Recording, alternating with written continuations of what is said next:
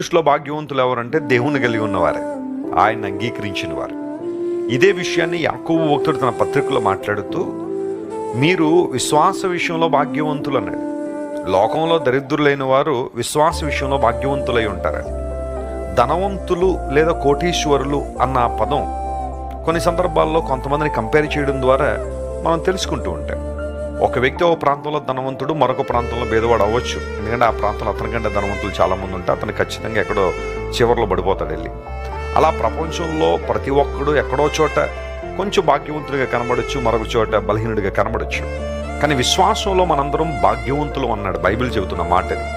ఒక వ్యక్తి యేసు ప్రభువును తన సొంత రక్షణగా అంగీకరించి రక్షణ మార్గంలో పయనిస్తూ పరిశుద్ధతను కాపాడుకుంటూ, సాక్ష్యాన్ని కాపాడుకుంటూ, పవిత్రతను ప్రేమిస్తూ దేవుని చిత్తాన్ని నెరవేరుస్తున్న వ్యక్తి ఖచ్చితంగా భాగ్యవంతుడే. ఈ భాగ్యాన్ని నువ్వు సంపాదించుకున్నావా?